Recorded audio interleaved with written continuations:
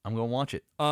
If there was to be a class in university for business in like how to not do literally everything in business, this is a great case study. Great. For how to do everything wrong and then get fucked by the long arm of the law. This is pretty much how this is going. Awesome. So check that out. It's good. Ja Rule. Murder. That happened. He's in there.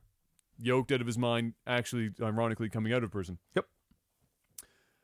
That's all I have written down here. I haven't seen anything else. I haven't really had I time haven't to been watch in the it. movies. It's been a busy week. Nothing crazy. Nothing I coming plan to up. go see Glass, and that's Okay. I'll probably see that this weekend. Yeah. And that's really about it. We were going to go see Aquaman yesterday. Oh, you still didn't see that shit? Well, we were going to go yesterday, but then I spent 8 hours with Oh, yeah. with Bell. Yeah. Is it So- still in IMAX? I have no idea. Oh, man. If you can see it in IMAX, dude, Well, see it in obviously, IMAX. that's obviously. Yeah. But yeah, we haven't gotten a chance. It's a good movie but- regardless. Yeah, I think regardless. it's a fun time. We'll see it regardless, but yeah, Yeah. we were going to go yesterday, couldn't do it. So, that's the show. That's all I've got. That's it. It might not actually be in IMAX. I don't know if Glass is in IMAX or not. If Glass is in IMAX, then Aquaman would have got taken out. But in terms of that, I don't think. If you blame me, you'd be sleeping on the couch. Because it's definitely not my fault. On the couch. Tech support. Tech Hit me support. Week 91. Let me refresh this page and make absolutely sure. I am hungry. I'm kind of getting there. That pizza I ate this morning, finally starting to wear off. I had some sushi today. Oh, you had all you sushi can on the birthday too. Did you go to Happy Healthy? I did. They still pumping out the salmon nigiri. Oh, it's just pumping.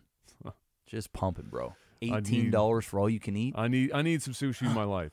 You know what? We were gonna watch The Last Samurai. We're gonna have that mandate eventually. Hopefully before your child is born. We should do Happy Healthy into Yes. Last Samurai. That's gonna. You know what? It's a date. That's a fire. We that's gotta- a fire back to back. We gotta pick a date. Yeah, We gotta do that make before that the happen. baby comes. Because when the baby comes, That's game over. Game over. GG. Oh, that actually sounds like a fucking fire date, bro. That is Oh, sushi. I shit. literally haven't had Sushi- sushi in 3.5 years. I have sushi 3.5 times a week. No.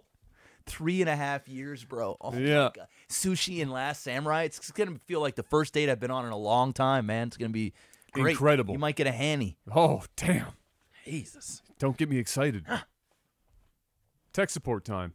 What do we got going on here? Let's see.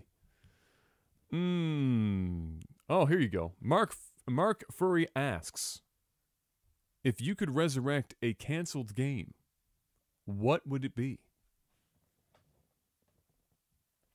A canceled game. Has there ever been a game that got canceled that you were looking forward to that it got axed? Well, that's a good question, and I can't think of anything off the top of my head. I think the closest thing that I could come up with that I was not looking forward to but intrigued about was many years ago was StarCraft Ghost. When they were going to do the third person shooter Sarah Kerrigan game that was like came in and out of whatever. Oh my God, yes, Jesus. PT, Silent Hills. Oh, That's the there it one. is. That's it. That's it. Done. Done. that one I actually wanted. Done. Yeah. StarCraft Ghost was It's like whatever. a quasi. I think we're going to see StarCraft Ghost Eventually. on mobile. Oh God! I'm telling you. They said they're taking all their IPs to. I'm telling you, that's where it's going. I'm telling you right now. Yeah, that was rough. The PT one was rough. That hurt. Yep. That hurt a lot. That actually would have sold a shitload of fucking copies, dude. Yes. That game got blown up on Twitch. Konami doesn't know what the fuck they're doing. I don't think they understand modern gaming at all, especially Western gaming at all. People are like recreating that game in other video games now. Yes. Yes. That game would have been fucking fire. They missed the fucking boat on that so Maybe we'll fucking get it hard. eventually. Maybe. A man can dream. Yep. That definitely takes the cake. That's an easy one now. Yeah, oh, it's somebody 100%. mentioned it. Yeah, that's an easy one for sure. Black Jimmy asks, which superhero's personality do you most identify with? That's a good question. Superhero's personality. Most of them are so like extreme because they all represent like a really like a specific archetype. That's why sometimes anti-heroes are more relatable than the superheroes themselves. Well, that's who exactly I was going for. I would say if I had to pick an anti-hero, it would probably be Magneto. That's a good choice. I like that. And if I had to pick just a hero, Wolverine. That was who I was going to say. Yeah.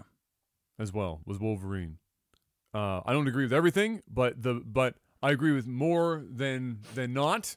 Mm-hmm. Coincidentally, he's Canadian, so he's on board. He's already a Canuck, so we're there. Other than if it wasn't Wolverine and I was going for like the anti-hero, I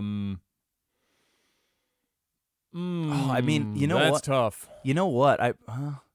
I just, yeah. I mean, I like Magneto. Because I feel like, yeah, I like Magneto. I would also sway towards Loki, because I am a bit of a jokester, but then I'm also kind of, I don't know.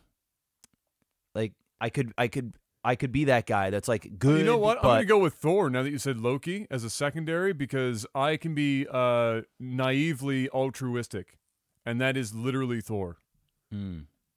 Yeah, you know what? I'm gonna go with Loki. I'm gonna go with Loki for the anti-hero because I think Magneto's a little too dark. So I'll go with Loki. I could get on board with Cable as well, for myself. I just could never be as yoked as Josh. You like Brolin. all the jacked guys. Well, you picking all that wasn't well. If you go back, jacked. depends which version of Hugh Jackman are we talking about for Wolverine? Because the first one was anything but jacked. Yeah, that was Hugh Jackman just rolled out of bed that morning, and then he hit the juice. Then he hit the juice hard. He was more juice than blood at that point. Dude, did you see The Rock's newest photo? Oh, well, he's doing Titan Games, so now he's got to look the part, right? No, he's doing Hobbs and Shaw right now. Oh, right, so he's getting juiced out for that. Fuck, bro. He took a picture. He's doing the final. They're like wrapping up soon, and he's getting ready to do like the final big battle scene, bro. Check this out. Tell me this guy isn't on every ounce of juice known to fucking man. Holy fuck. He's got some really good lighting in that too, though. Oh, beautiful lighting. And there's a little bit of Photoshop going on here, but even if you ignore the Photoshop, dude, it's just the traps alone. That guy is so big. And he doesn't naturally really get abs that easily. No. He's one of those guys that doesn't really, he has to work really fucking hard for it. So when you see him bring out the abs, especially when you look at his torso, so that's when you know he's on the juice. His torso is ballooned a bit. Oh yeah. So he's on the juice heavy, bro. But he literally looks like fucking goddamn Zeus. He is goddamn Zeus. Like he's that's enormous. That's a big man. That is massive, bro. I don't want to know how much food he's eating. Well, he just did it. He showed like his meal number 8 or something for the day. Like he's got his meal number 8 is probably my entire day's worth of food. Oh, the amount of calories he's probably shoveling into his mouth. How much white fish and broccoli can you eat in one day? Not enough, apparently. How much cod can you stomach with only salt and pepper? He's eating so much cod. Actually, he's probably not even using salt and pepper. He's probably just eating it straight. He's just eating it straight, steamed. Bro. Yes. He's eaten so much cod. Fuck, that the percentage of cod in the world is going down. Has taken a hit, like a visible hit. Like while he's filming this movie. He's buying black market Chinese cod. This motherfucker is so big, it's scary, dude. Yep. Jesus. He's fucking huge.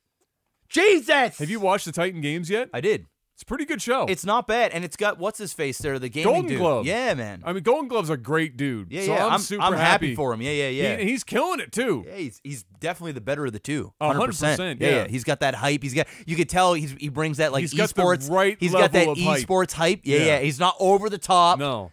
You know, he's got those, cheesy one-liners and shit, but but he's still good. He's doing a great job. Yeah, the show's not bad. I think it's one of those shows that I could watch American Ninja Warrior, I think, for longer periods, but I think if I just saw 1 or 2 seasons, like if they They did one season and then like one big season where all like the fucking legends came, which I think that's what they do. They get all of the Titans together, and there's only like one grand final. I think once they do that, then the mystique of it will be gone. Sure. But unless they keep coming up with new crazy shit to do, the thing. right? I'm in the reverse. I think I can watch more Titan games than I can watch Ninja Warrior. Because, and here's why. For me, whenever I watch American Ninja Warrior, all I can think about is that even when they add new things on the track, American Ninja Warrior is how much grip endurance, not even grip strength, how much grip endurance do you have? Because no matter what the setup is, at least 4 of those in a row are you holding yourself up by your hands, doing some shit in some fucking fashion above your head. Yeah. And it's all the salmon ladder climb into like a fucking like operation board game, but you're like tracking yourself down. No, I get into you. Like, I get you. Into like, here, hold this weird ball thing where you can only use your fingertips. I think what it is for me is I don't think Titan games is there yet. I don't think they're at the level of... Well, Ninja Warriors had a lot of time to get hyped up. Yes, exactly. Right? So, and I don't just sit down and watch Ninja Warrior. If it's on, I won't change the channel. I'll just sit there and watch it. But I just think there's something about the Titan games now that just kind of feels like they're not in their groove yet. Like it just feels a little too like... The Rock does a one-liner and gives somebody a hug and says they're, special and great. They haven't found their stride yet. And then you've got the commentators doing their thing, and then you've got... the backstory of the people and their story and shit. It's very formulaic, but it doesn't flow. I feel like I couldn't binge it. I couldn't watch it for long periods, but I'm not complaining about it. Yeah. It's a good show, and I am enjoying it. I just like that they actually require the person to be well-rounded and not just, I'm a rock climber, so I'm going to crush this entire goddamn That's course. true, but there are also so many juice heads on the show. Like, it is fucking juice city. Well, you can be a juice head and not do anything in the gym and be fucking useless. Yeah, I know, but you see some of these people, man. You got like a fucking giant versus like a big man. You're like, what the fuck? And the dudes are like, Murr! I've seen girls on there that are like, Murr! Oh, they're big. I'm like, holy fuck! Oh yeah, Jesus! Lay off the Winnaball. But don't think they're all juiced. They're not all juiced. Naturally, just fucking monsters. Of course, it's a fun, entertaining show. I'm not complaining. Right now I would prefer to watch Titan, but maybe it's just because the other one's been a lot longer and they've got their thing going. If you went back and watched some of the early, it's probably rough. Bad. It's probably bad. Yeah. They had the same thing early on where they were trying to find the balance of how much do we involve these the announcers. Yeah. How much do we cut to them? Yeah. And cut away from them? How much interviewing do we really need to do? Yeah. Before it started to feel more organic and, like you said, the flow. Yeah. Like, you watch Ninja Warrior now, and it like feels like there's not even a break. It's like they're rolling right into the next person. Shit's just going, right? Pumping, it's going, yeah. Right? And then they're on to the next person. I feel like when I'm watching American Ninja Warrior, I'm like, this show is fucking stupid. But then I start to, as I'm watching it, and I see someone do a time, then I'm like, waiting to see the next person. The next person goes, I'm like, oh, fuck. And I find myself like, oh, shit. Yeah, of Get course. Fucked. Yeah. And I don't really do that for Titan. Like, the Titan games is just more of like, oh, fuck. That guy's huge. Like, oh, shit. I find I'm more involved in the other one than this one. But and maybe I think what it will probably take for the Titan games, because the Titan games, they focus a lot more on the people and the stories behind them. Like, yes. The Rock definitely built this as a show to inspire people. That's what this is. 100%. That was not what a Ninja Warrior was at first. They've tried to turn it into that. Yeah. But The Rock is definitely turning this into a giant inspiration fest. Yeah. So once they figure that out and you're going to watch it, what's probably going to happen to everyone is you're going to find it, you're going to watch it, you're going to relate to one of the people that are on there. Yeah. And you're going to be fucking hooked. Yeah. Because as soon as you see them, then you're going to be invested. It's kind of like that. American Ninja Warrior now. People are invested in characters. Exactly. And they have the same people come back all the time. Exactly. That shit is basically, remember that old show that Ty used to go and do the home makeover shit? Yeah, it's Extreme Makeover Home Edition. So Yeah. now they've got this perfect formula where you get attached to the people. Yes. You're rooting for them. Then they've got all the great home building stuff. Yep. And the sponsorships Yep. don't seem like they're too much They of a don't sponsor. feel like They don't they're feel like they had. sponsorships. There was like at the beginning, it was like, you know, they've got a cool idea, but it's a little fucking weird. And then it gets to the point where it's just like fucking this thing. Oh, And it's next thing you know, butter. then you're crying. Butter. Then Yeah. you're just like, you know, it's this train, right? Hey, Jeff. Yeah. Move that bus. Yeah. It's a 78,000 square foot Ah, mansion. And here's your 2 Ferraris, your 458 Ferraris, just in case you gotta make it to work. And guess Ferrari what? hooked you up. We paid your taxes for 10 years as well, and there's a $25,000 scholarship for your kids to go to. Ah, you're such a great person, and you help with the community, and you're a fucking. You know what I was always kind of waiting for? I was always kind of waiting for like 3 years later, they're going to find out that like one of the families that they just blew out ended up like dad was like a fucking asshole that like some guy. Sold the house immediately, Yeah, sold pocketed the money. immediately. Yeah, did some black tar heroin Yeah, and fucked hookers ran in away. Vegas. They divorced. They Yeah. split it 50-50. Fuck 'em. Yeah, exactly. Came out with a really nice story. yeah. Went and got a couple of handicapped kids that they don't even really know. They just paid them to be there, pretended they were their children. It's terrible. Let's see.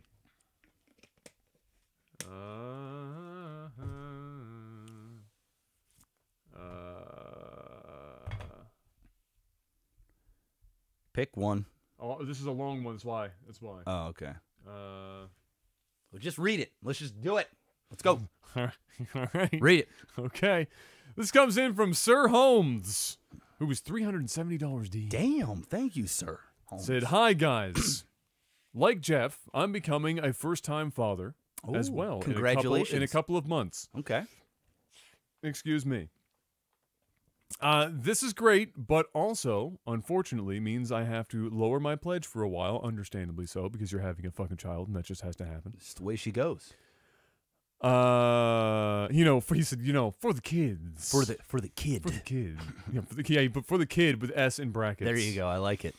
However, I do have a question relating to this, which might be a bit heavy. In the last couple of months, me and my wife have had to make some difficult decisions. Like, what do we do if we found out during pregnancy that the child has some disease or handicap like Down syndrome? Mm-hmm. Also, before she got pregnant, I was thinking about stuff like, what if we can't have any kids? What I would do? Do I want kids no matter what? Or could we just stop trying and live our lives without kids?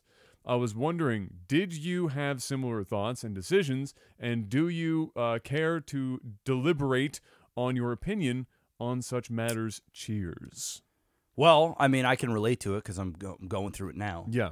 I never really was concerned about if I couldn't have kids or not. Was never really a issue in my family, and I didn't have any other reason to believe I couldn't have kids. So that wasn't really a thing. The kid thing for me was like more of when I was ready to have kids. Like, I've always felt like, I mean, I probably could have had kids years ago, but I always wanted to have security for my family before I have a family, because my mom had me when she was like 16, almost 17 years old. So, I grew up with not a lot. I mean, my parents spoiled me, and they probably couldn't afford to do it. And I know they couldn't afford to do it. But I didn't want to do that as well. I didn't want to be that guy, the dad that couldn't afford to buy diapers at a whim. It's like, shit, I got to wait until Thursday to buy diapers. And I got to make sure that the diapers are the ones at Walmart or Costco in bulk, and they're no name or something to make these last for a while. Or I didn't want to be put in that. And I understand that's a situation for many, many people, but that's why I waited so long before I even want to contemplate even having kids. Even now, this is going to sound crazy. Even now I get those feelings. Like, obviously I don't live on the streets or anything like that. And financially, we should be fine. But even now I still fear that. So that was like more of, am I going to be able to provide? Am I going to be able to? Those were more of my concerns and why I waited so long. And I was still even semi-tricked into having kids. Like, I didn't, Kayla didn't, Kayla told me, like, hey, my birth control's up. I should probably just not go. And I'm like, no.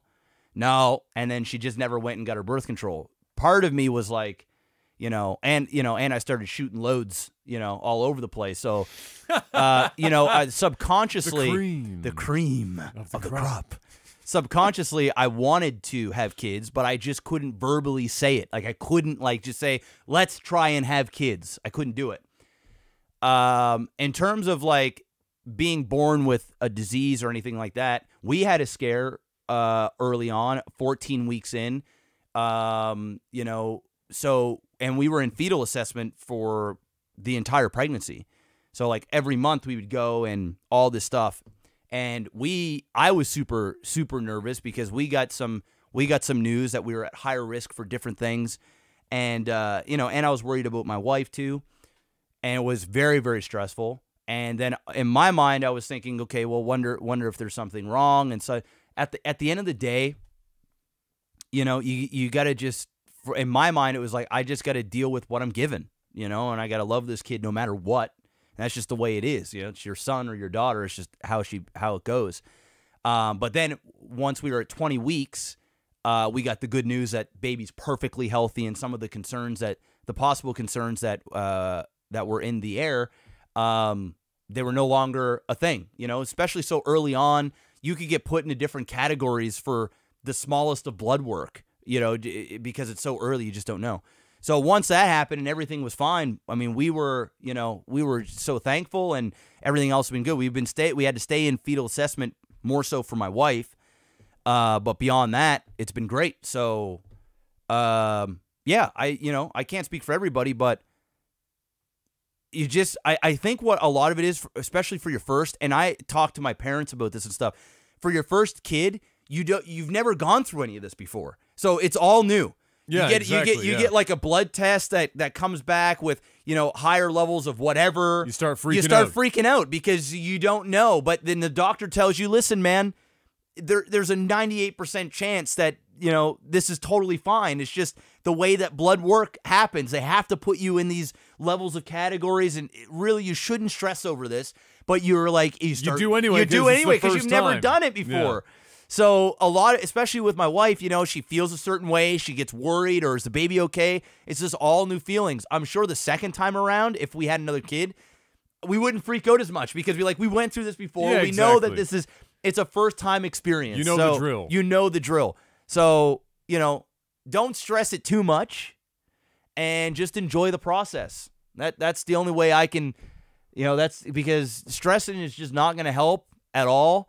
And the worst part about it is you can't get answers like right away. It's this thing where you do ultrasounds at like 20 weeks and then like fucking 28 weeks and then like 30 something weeks. And you have to wait. So if you get news that isn't perfect, where they're like, oh, baby's perfectly healthy, you got like weeks, you got nothing to worry about, your weight's perfect and blah blah blah, then you feel great and you don't worry about anything. But it's like, your weight's a little low, and the baby's head seems to, may not be growing at the normal rate. We'd like to monitor this, and they put it in these things, but really nothing bad is happening. It's just they have to say these things so that you know what to keep an eye out for. You should probably try and gain a couple of pounds. Then you should start worrying. You're like, fuck, well, now we can't find out for another, 4 weeks or 2 months. And it's just endless. You start going through. Then you go on Google. It's like that time when you got a headache. You're like, fuck, man, this headache has been here for 3 days. You go on Google. It's like, you got brain cancer. You're like, fuck! Yeah, you go to the Mayo Clinic and you self-diagnose and you go, oh, that's it. WebMD. And it's the same thing for pregnancy. You go there, it's like, oh, I'm feeling weird pressure, in my groin area or whatever. It's like, yeah, your fucking baby's dying. Yep. You're like, fuck! Ah! But no. So don't worry about it too much. Do not ever self-diagnose. Don't do it. Bad idea. Don't do it. And you really, a lot of it is different doctors are really good and other doctors are really insensitive. So like we've noticed that we've had some doctors, like you normally see the same doctor, but there's been times where our main doctor was out for the day because she's also pregnant. And then we'd have like a walk-in doctor or whatever. and they wouldn't have the same bedside manner. So something that wasn't important at all or at a high risk, they would say it in a way that would caution you, but they wouldn't give you that, like, but don't worry, like, it's nothing to, they wouldn't say that. And you get another doctor that is just super comforting. They say the right things, and then you leave with not perfect news, but you leave feeling good about the not perfect news, opposed to like worrying like fucking crazy. Yeah, exactly. So it really, there's so many different, things, but it is what it is. So for me, as somebody who's not 2 months away from having a child, but has obviously thought about children, and I basically had the same idea about what I want to do child-wise since I was like fucking 15 years old. Was I want to have one of my own. Mm-hmm. You want to adopt one. There are twins in the family on both sides, though. Me too. So there's a chance that the one of my own becomes two. Yep. But I've always also wanted to adopt one. Yeah. Because there are just so many fucking kids. Yes. That have been born and they're in the system and they have no family. Correct. So, the population's high enough. I don't need to be pumping more of my own kids into the world, but it'd be nice to have, one with the possibility of that second one if it was a twin or some shit, and then adopt one. That's always been my take on it. Mm-hmm. So in regards to some of the stuff that you brought up there in terms of like disease or whatever, it's a really tough question, and I don't think you could ever possibly have an answer until you're at that exact moment. And it's not one that you can do by yourself. It's something that you and your spouse are going to have to figure out. Yeah. I can tell you that it would be very difficult for me if it was super early in the pregnancy. And for me personally, I'm not going to speak for Gabs or any other better half that I would ever have at the time.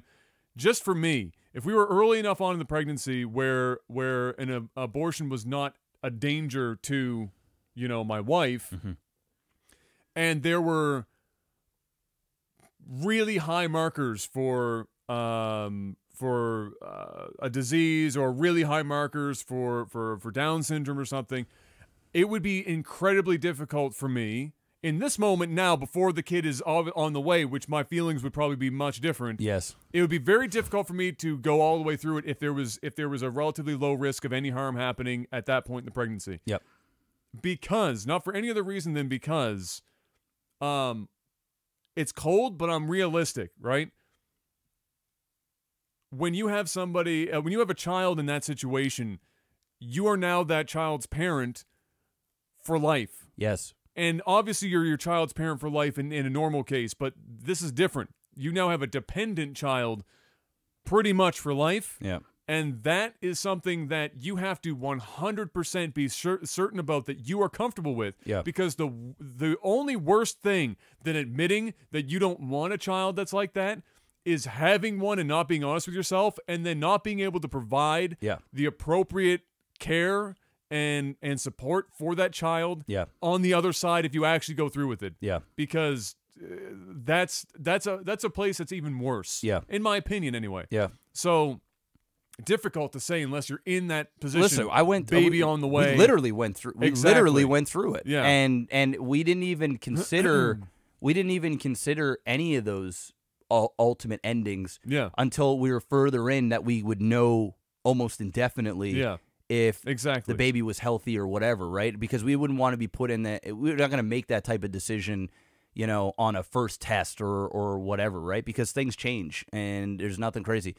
But yeah, I kind of share the same thing, and it's one of those things that, thank goodness we don't have to have that discussion.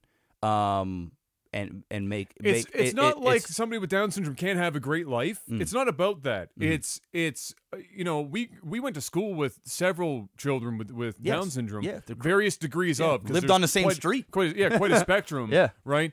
The thing was, we got to see it, especially for the girl that grew up on her street. There is a stark difference between the ones that went to school that did not have a family that was supportive. Yeah. And the ones that did. And the one that grew up on our street that had a family that was fucking incredible and on top of it. Oh, yeah. But you have to fucking know you are that family before you go through that. Otherwise, we've seen what the outcome is, and it's not so hot. Mm-hmm. And I couldn't bring myself to do that to a child. So, you know, that's a tough ball game for anyone to call. It's a very tough, and it has a lot to do with the person and what you know, because when you have a kid, right? And I'll tell you this, like when Kayla got pregnant, not only was I nervous to begin with, and going back to the things that I was talking about security and stuff, but now you throw in a wrench of a potential disease or something like that, and then it just adds to the level of stress. And then on top of that, in your mind, I think everybody's got this vision of what their son or daughter is going to be like and the things you're going to do with them and you know, all these different things. And then you find out, you potentially find out that there's just a wrench. I'm not saying you still can't enjoy those things because they're, well, you know, but it really is a tough decision. And it's something that you and your spouse can only talk about and weigh all the pros and cons and then ultimately make that decision. And like, I agree with what Adam says. You really have to be, you want to be goddamn positive. 100%. First of all, it is of my opinion that you want to be goddamn positive before to have you have kids, a kid, period. Healthy or not. You don't have them just because it's neato and your parents did it and your parents' parents did it and your friends are doing it and you feel like you want to hop on the... It's like when people start like proposing and it always happens at the same goddamn time of year. Yeah. It's because they see friends doing it, they hit that age, and then people start proposing when they should not be proposing. Yeah. It's the same with kids. Yeah. They see their friends doing it, and they just fucking like... Let's have kids. The women especially get in that fucking mood. Yeah. And it's the flavor of the month. It's the flavor of the month. I want to be a mom. Shit. Yeah, I want to be a mom now. I'm missing out with all the girlfriends. I want to go out and buy cute clothes and fucking do all this shit. That's how you get asshole children. Yes. Because you're not ready for it, and then you're an idiot parent. Yep. And shit goes wrong. Yeah. So don't do that. So that logic applies for just having a kid, period. If you can get that far. But yeah, I wish you and your wife all the best, and I hope your wife will be, you know, will be healthy throughout pregnancy and when she gives birth, and your baby will be healthy and everything will be great. Absolutely. I'm sure it'll be fine. Oh yeah. There is a way higher percentage chance that everything's going to be peachy. Yes. Than there is the opposite. Absolutely. So, go get them. And if for some reason your child comes out and does have Down syndrome, don't freak the fuck out. Yeah. It is not the end of the world. No. It's just going to be a harder world. Love that child to death because they are the most loving people on the planet. Oh my God, are they ever. Unconditional. It's like they don't even have a bad bone in their body. It's like they actually don't know what hate is. No. It's like it's incredible. And every person that I've ever talked to that has had a child with Down syndrome, they said it's the greatest thing that's ever happened to them. Yeah. Because it just opens your eyes to it changes on life. Exactly. Yeah. And so it's, you know, and yeah, so I mean, hey, it is what it is. You never know. Like, you know, the children may come out and it might not even be Down syndrome. There might be a different type of illness kind of or disability or anything, right? You just got to be prepared for that. You're having a kid. It's like taking a pet home, right? You take a pet home. You don't know what's going to happen. You have no idea how this pet is. The fortunate thing about having a pet is theoretically you can get rid of it. You can't get rid of a kid when it's here. I mean, you can, but you're a pretty shit person if you're like, you know what, this kid is just not turning out the way I wanted this kid to be, so I'm just gonna, you know, run away from this kid or whatever. You just can't do that. So if you're having kids, you just got to be mentally ready for whatever. Or if you get really bad news, then that's a discussion that you're going to have with your significant other. That's Absolutely. It. Yeah. Shady is asking, do you think that another video game crash, kind of like we saw in the 80s before Nintendo resurrected the shit, do you think we're having or seeing the genesis of another one of those moments based on how the industry is right now? No. I don't. No. I think video games is bigger than ever, and it is. It's just bigger than it's ever been. And I think now the internet and household everyday people are coming up to. I think video games have reached that level of sports where you know it's in every house. It's a part of normal conversations.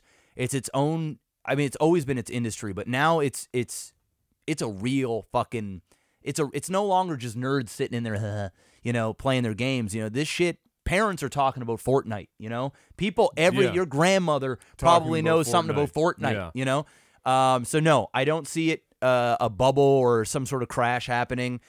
I just see video games being very stale for the next 5 years or so until somebody changes the game, because right now it's working so well that everybody just wants to get in on that working well, and until everybody's on it, and then the industry will be desperate for a big change. And that's it. I don't think we're going to be... I don't think we're in a crash, or we're not going to be in a crash like 83 was. I think we're in for a bubble burst, but not in the same capacity as we did or the scope of 83. Video games were still relatively infantile in 83, and so the crash was way more severe than it was now. It's such a mature industry that it's not going to fold like it did in 83. Yeah. However, I think we are coming towards something.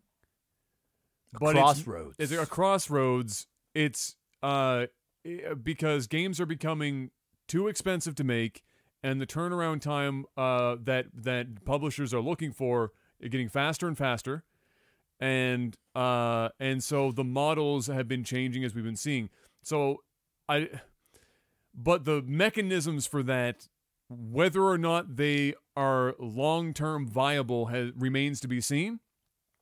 And so if there was a bit of a downswing, it will be a shift in how games are made, and it will be whether you and I and people that existed in the earlier games of gaming get to continue getting games that we enjoy versus mobile games, free to play, the next generation, fuckery. fucking. But if they grow up with it, they don't know any better. They don't give a fuck. That's it. So it's hard to separate yourself from that. It's hard to look at it and you look at what we grew up with. Yeah. And you go, okay, this is going away. Obviously, game market has to be crashing, right? No, it just means it's changing. Man. It just means that it's changing. Yeah. However, it might go down if, like I said, that model, which has not been time tested yet, this was time tested. Yeah. The new model has not been time tested. No. And it's shown some cracks in the loot box shit and the microtransactions, things of that nature. So it has shown some cracks. So it's not like it's bulletproof, but we won't know for quite some time. Yeah. So I say that we might be seeing the startup, but only because we're really ramping into like the meat of the free-to-play, the mobile game shift in the market, where the number of people playing these things is fucking astronomical. And the Asian market blowing it up, etc. It's crazy. So that's what we're going to have to wait and see how that plays out. But it sure shit isn't going to be like 83. Last question comes in from Blue Gree. A couple of episodes ago, Jeff mentioned he wasn't wearing any underwear. Are you wearing some now? No. Okay. Yeah. So you're continuing the commando dream. Yeah, I haven't worn underwear in about, I wore it in Vegas, but I haven't worn underwear now probably since November. Are you wearing them with jeans? I don't wear jeans. But ever? No. I haven't worn jeans. Even in Vegas, you don't wear jeans? No. You went to a concert in sweatpants? Yes. It was Tenacious D. Bro, you're in goddamn public, out in a crowd of people in sweatpants? Yeah, nice Under Armour. I went out and bought all new sweats and I'm getting dressed up. The new Under Armour sweats are coming out. Yeah, dude. These are nice, comfy. They're not like shitty sweats. These are nice. Okay. Let me continue. I want to be comfortable, man. This question. I feel you. I have been, he said, I have been trying to simplify my life lately, and my question to you guys is, what are some things we can go without to save money, stress, clutter, etc., that we don't need, but that everyone assumes or like acts as if we do in fact need? A girlfriend. That's just it. A girlfriend.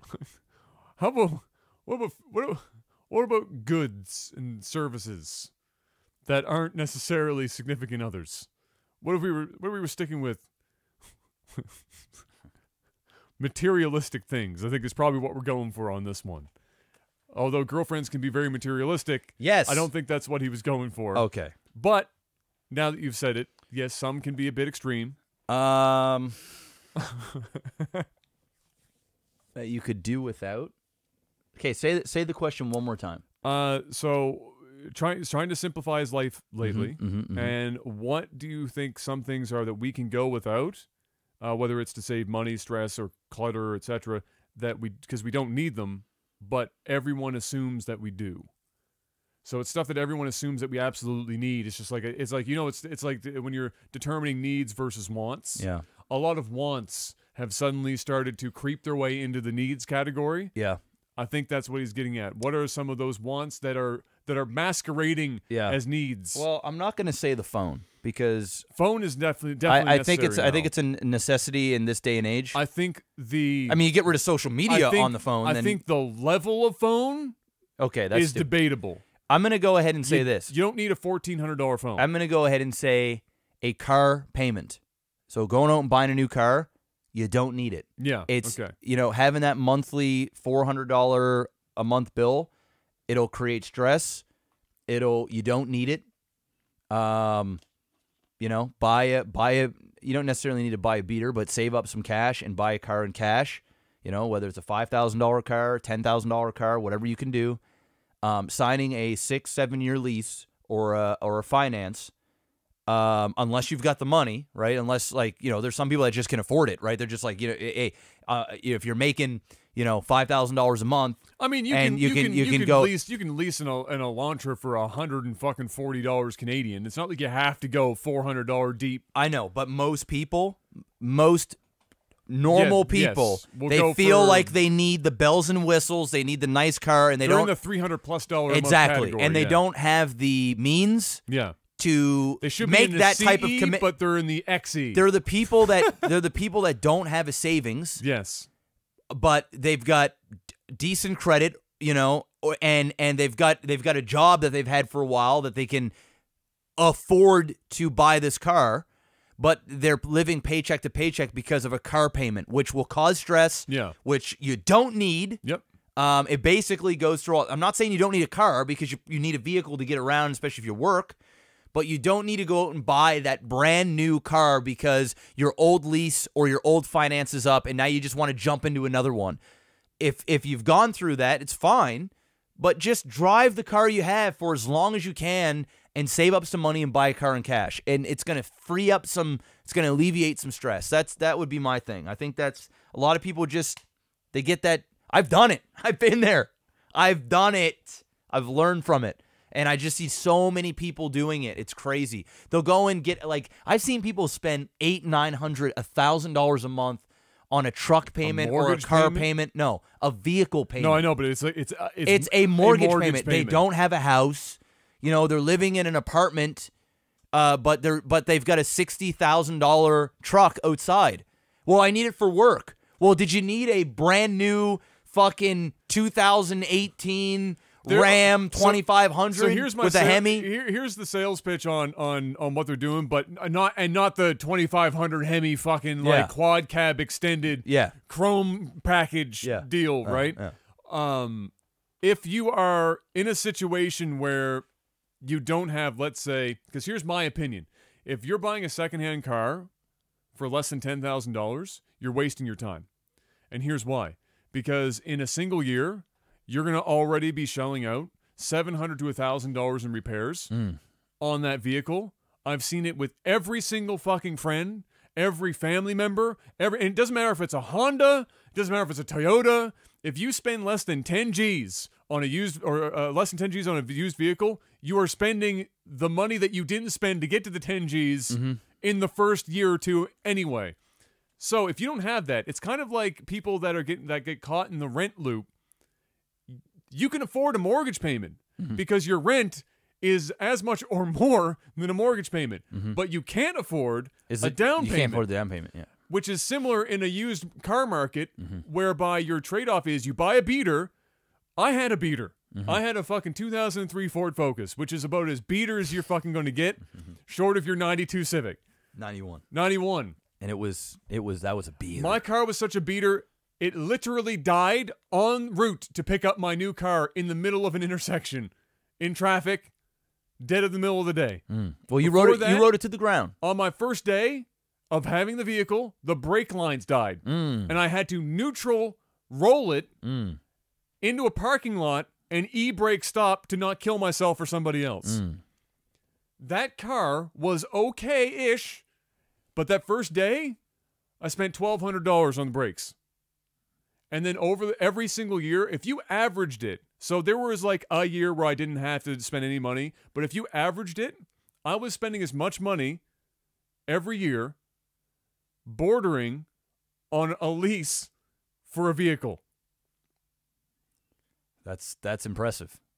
But I shouldn't. Well, not a $400 a month vehicle. That's impressive. But if I was going, because it was a Ford Focus, so if I went to Hyundai, and I almost got an Elantra before I got the RAV. I almost crammed my tall ass into a fucking Elantra because it was $140. Yeah. So in that sense, not when I'm driving now, because I'm at RAV4, because even my dad looked at me and said, "Son, I know you're trying to save some money right now, but if I see you fucking get into that goddamn sardine can, I'm going to question some of your motives on this one. Get something that you're not squeezed into." And so I did. But that was costing me a lot of money. And that's the kind of car somebody that should be looking at if you're in a beater. So it can be tough. And lease markets are getting better and better because car manufacturers are getting desperate as fuck. The difference being, like you're saying, people run it up. Yeah. Way too much. They get talked up. They start slapping on every single package they can get their hands on. Yeah. Like, hey, you want extra cup holders? You want fucking leather seats? Yeah. You want a moon, they go crazy. sun, They go crazy with roof, it. everything. And then now you're into the stupid category for sure. But it's challenging because just like a down payment on a house, buying a car outright is sometimes just not in the cards. No, it's definitely not in the cards. Not everybody can do it, but it's one of those things like if it was my money, it would be like I buy a car in cash that I can afford and I run that into the ground while saving up, because you got to think about it. If you say you bought a $5,000 car, I've never owned a $5,000 secondhand car. All of them were less than that. That Jetta that I bought was $1,800. And you spent a lot of money. Like I didn't 3 days later. Yeah, I spent some money, but it was like, I might have spent $2,000 in that car in the life that I've had it, and I had it for like three. The engine, 3 years was or so. in good shape, but the body was. And I had a lot of miles on it. It had like 140,000 miles on it. It was a diesel, so yeah, the diesel. I've had the Honda Civic that I bought for $800. I put a bunch of money into that. But you still look at it. You buy a car, say for $5,000, and it's $5,000, but you save up. Like you got to save up some money. In a lot of the times, even when you buy a new car, you got to put something down. A lot of the time, like $1,000, something.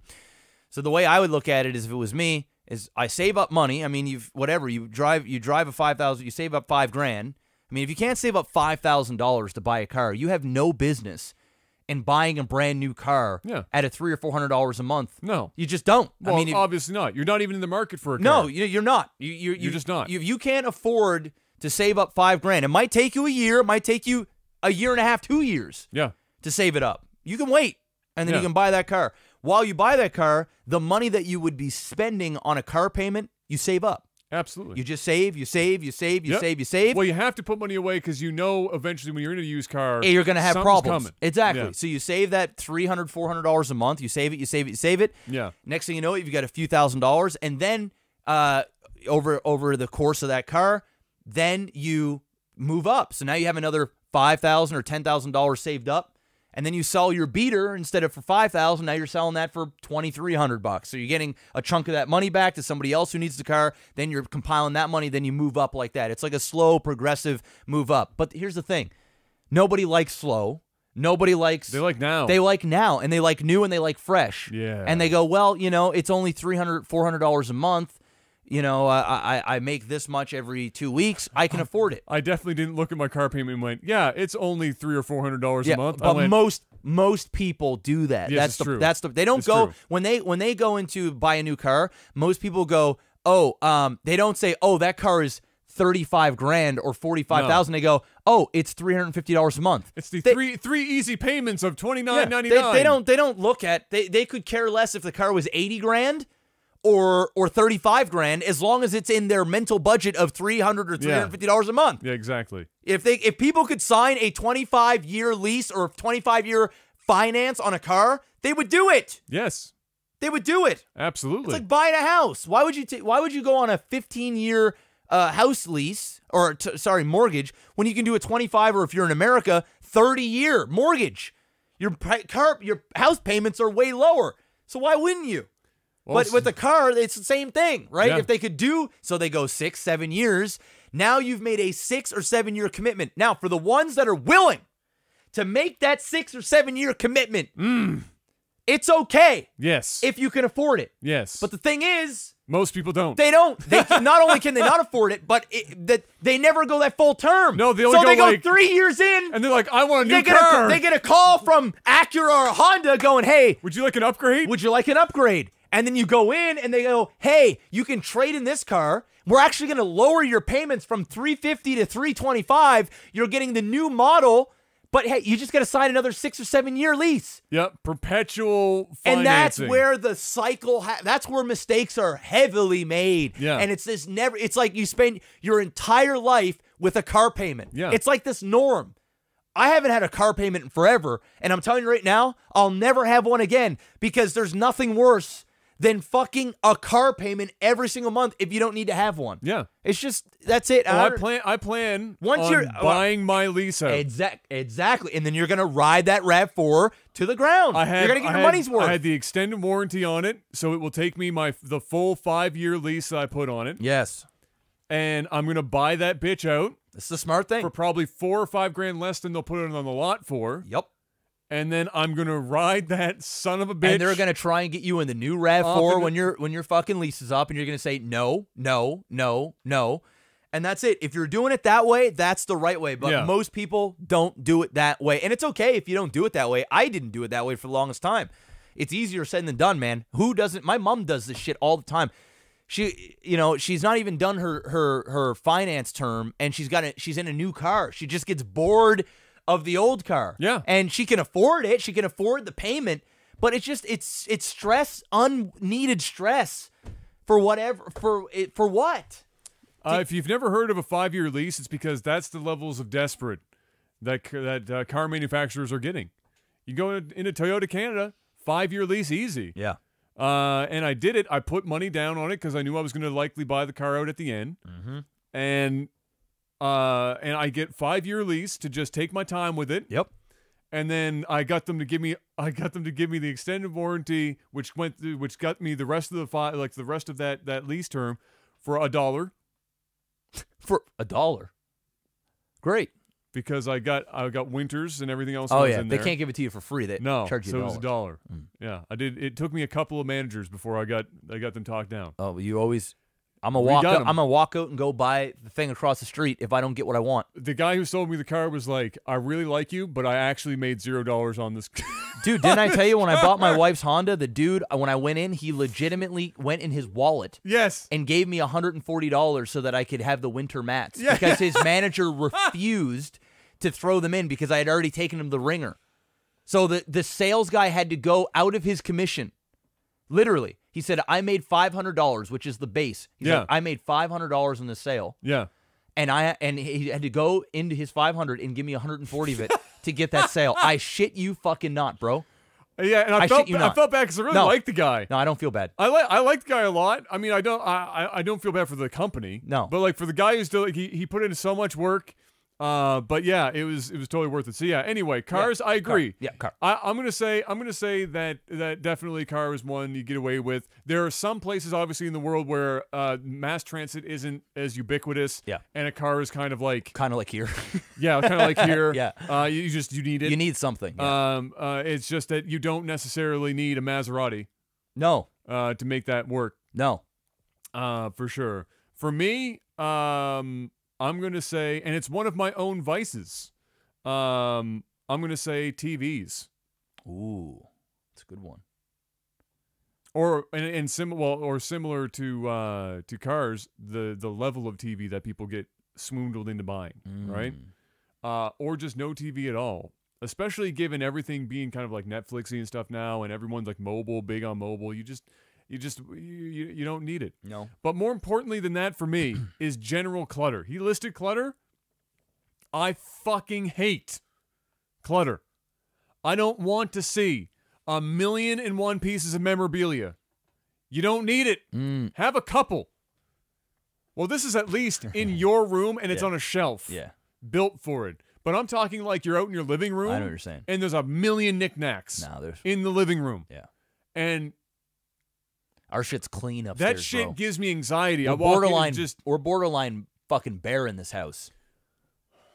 I'm with you. Not even my fucking grandmother's house had that much clutter in some places. Shit is fucking real. And especially if you're the one that cleans it. And right now, I don't have to do any of that downstairs because barely anyone's ever downstairs. I clean the kitchen, but it's not used enough that we have to worry about it. And there's like 3 things downstairs in the living room. And it was like the TV shelf, or the rack, and a couch. And that's the fucking show. But before, years and years ago, when Natalie and I were together, and she was like, that place was... Oh, yeah, dude. You had shit everywhere, bro. Packed. Dude, I'd look in a cupboard, and there was shit in a cupboard that didn't even look like it belonged in a cupboard. And Natalie was the cooker, I was the cleaner. And every time I had to think about, I'd have this like internal, I wanted to scream, was I knew I had to dust, and I had to pick up and move every single fucking one of the knickknacks on a shelf. And books and fucking little like souvenir-y things and paper mache, like and all this fucking endless nonsense on every wall and every crevice, and it drove me nuts. I'm big on having a few things that you are really, it needs to, as stupid as it sounds, it's like that new Netflix show is getting memed now. It's a Japanese chick, what sparks joy? She's not, it sounds like a really stupid phrase, but it makes sense because your interests in life change dramatically over time. Oh, yeah. And there's a lot of shit that you've got that was stuff that you were interested in 8 years ago that has taken up a bunch of room in your house that you just don't fucking need. Time for a yard sale. Get that shit the fuck out. Oh, yeah. When we moved, it felt so good. I was just, Value Village, I was like, here you go, Value Village. Hook up. And then they went and resold all that shit for retail value. Well, cocksuckers. Probably. But I wasn't about to take the time to try and sell all that shit. Oh, fuck no. So it felt so good. So she's got something. So that's why, like with the collectibles, it's like I go big, but I've got like 4 things. That's right. And that's it. That's the way it should be. And I'm happy with my 4 things. So if we ever, need to move again, the moving process, easy. 5 boxes and a TV. The kitchen is the hardest thing to pack. Everything else is just done. So that's my thing. Clutter, get it the fuck out. And TVs. Don't spend so much money on TVs, if you don't use it very much. The only, the general rule of thumb is, how often do you use it and for what purpose? And the more you use it, then the more it makes sense that you could spend some extra money on it. The only TV I've bought in the last 7 years is this one out here. Yeah. I'm still rocking mine from 6, I think it's 7 years ago now. Our bedroom is one that we had when we first moved in together. Yeah. And the one in the living room is one that we bought when we first moved into our first house. Yeah. Yeah. And that's it. That was the only one that I bought as of recent. It was because it's my man cave, and we ain't gonna need to buy another TV for a long time. long time. Well, basically, when 4K is no longer the standard, is basically it. So, and that's for me, I'm riding my 7 years now on this plasma that I've got. Still fire plasma. Oh my god, it still looks so fucking good. But eventually, I'm just waiting for tech to get to a certain point. Yeah. And then I'll re-up, but it will be probably I'll be buying another TV 10 years deep, having the TV that we've got. And some people are they're like cell phones. They got a new TV every 2 years, and they're buying and they're buying $3,000 televisions. Yeah, no. I mean, it's just not my interest either. Like watching TV is just not something I do a lot of. I buy it for the movies I watch at home because I really enjoy watching movies at home. And the movies that I like, I'm really attached to, so I like to see them in as best as possible. I don't really spend. There's not a lot of stuff that I spend money on that are huge. Yeah. My biggest problem is eating out. That's my biggest thing. Everyone has a vice. Yeah, that's it. Yours is definitely sushi. Yes.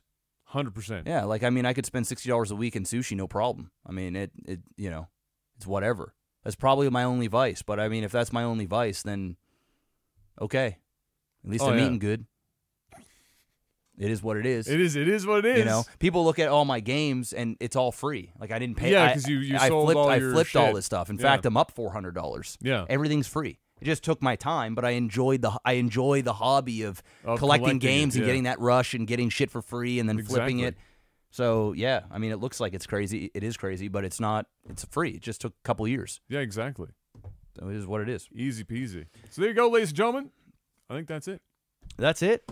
That's the show. That is the show. We will see you guys again next week. As another Technical Alpha podcast. Hopefully you guys enjoyed it. As always, head on over to patreon.com/LAGTV. Yep. And for the love of God, send us some fucking replays. People have been asking, where's When Cheese Fails? You guys owe us When Cheese Fails. Well, here's the problem.